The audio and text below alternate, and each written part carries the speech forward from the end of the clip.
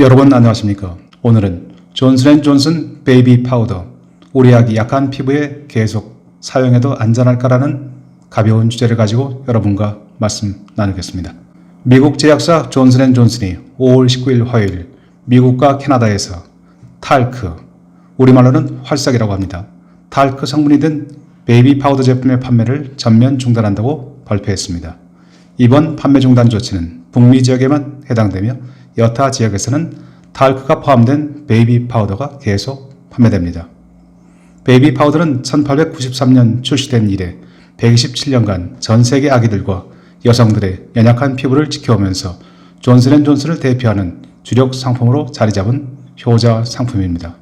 그러나 존슨앤존슨은 최근 베이비 파우더의 원료인 탈크에 폐암과 자궁암을 유발하는 성면이 섞여 있다는 의혹이 제기되면서 2017년부터 전국적으로 약 16,000건, 금액으로는 50억 달러가 넘는 각종 소송에 시달려왔습니다. 이로 인해 2017년 이후 베이비 파우더 매출이 60% 이상 감소하면서 회사 전체 영업이익에서 베이비 파우더가 차지하는 비중도 1% 이하로 하락했습니다. 존슨앤존슨 측은 그간 베이비 파우더의 위해성 논란은 정보 부족에 따른 것이라며 정면 대응해왔지만 소송 비용 증가 및 회사 이미지에 미치는 부정적인 영향을 고려해서 최소한 북미 시장에서 베이비 파우더 출시를 중단하는 문제를 적극 검토해왔습니다. 그리고 결국 이번에 신종 코로나 바이러스가 발생하면서 공장 생산 인력의 사회적 거리두기 실행으로 공장 가동 공간이 크게 감소하자 베이비 파우더 생산을 조기에 중단하기로 결정한 것입니다. 그러나 존슨앤존슨은 북미 지역 생산 중단을 발표하면서도 이는 소비자들의 소비 트렌드 변화, 제품 안전성에 대한 잘못된 정보와 이를 기반으로 한 끊임없는 소송이 원인일 뿐 베이비 파우더가 건강상에 문제가 있기 때문에 판매를 중단하는 것은 아니라는 입장을 확실히 했습니다. 한편 존슨앤존슨 측 발표에 따르면 앞으로 북미 지역에서는 위해성 논란이 없는 옥수수 전분, 콘스타치가 포함된 베이비 파우더만을 출시하는 반면 한국 등 세계 여타 지역에는 탈크가 포함된 베이비 파우더를 계속 판매하기로 결정했습니다. 과연 탈크가 포함된 베이비 파우더는 안전한 것일까요?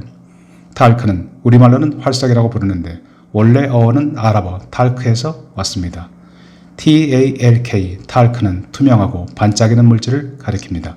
탈크는 지구상 광물 중에서 가장 무른 광물입니다. 경도 1을 지니고 있는데 소프스톤, 비눗돌이라는 별명으로 불리며 실제 비누를 만드는 데 사용되기도 합니다. 탈크는 주로 미국, 프랑스, 이탈리아, 한국, 일본, 아프가니스탄, 파키스탄 등지에서 생산되는데 잘게 부수고 말리고 갈면 곱고 부드러운 하얀 가루가 됩니다. 이를 활석분, 텔큼 파우더라고 부르는데 대개는 탈크와 탈큼 파우더를 구분 없이 그냥 사용합니다. 연간 전세계 탈크 생산량은 2017년 기준 810만 톤입니다. 미국과 이탈리아 등지의 일부 탈크 광산은 성면과 인접한 곳에서 생산되기 때문에 제약용이나 화장품용으로는 어려움이 있습니다. 제약용은 99%, 화장품용은 98%의 퓨어 탈크가 사용되고 산업용은 30% 정도의 순도를 지니고 있습니다. 탈크는 수분과 유분 흡수 효과는 물론 냄새 제거에도 뛰어난 효능을 지니고 있어서 아기들의 기저귀 발진 예방은 물론 여성 건강용품, 탈취 등에 이르기까지 폭넓게 사용됩니다.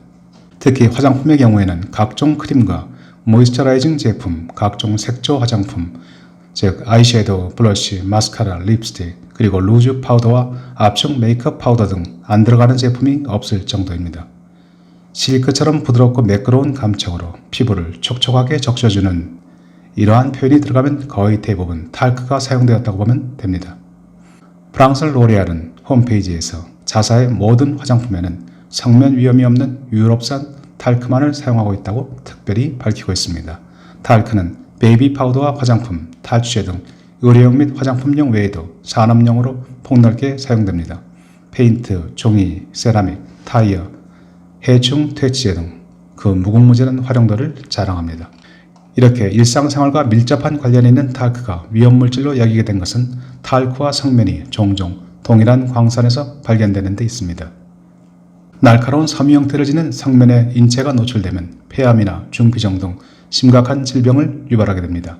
그래서 탈크는 광산 채굴 단계나 처리 과정에서 조금이라도 성면에 오염되지 않도록 상당한 주의를 필요로 하지만 자칫 미량의 성면 섬유가 섞여들기도 합니다.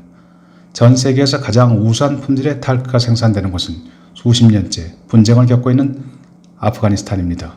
아프가니스탄 동부 낭가르하르드 지역이 주산지인데 탈레반과 IS, 즉 이슬람 국가가 광산 운영권을 두고 치열한 경쟁을 벌이고 있습니다. 이곳에서 생산된 연간 50만 톤의 탈크는 파키스탄으로 넘어가고 다시 파키스탄에 생산된 탈크와 혼합된 후에 약 80% 이상이 미국과 유럽으로 수출됩니다.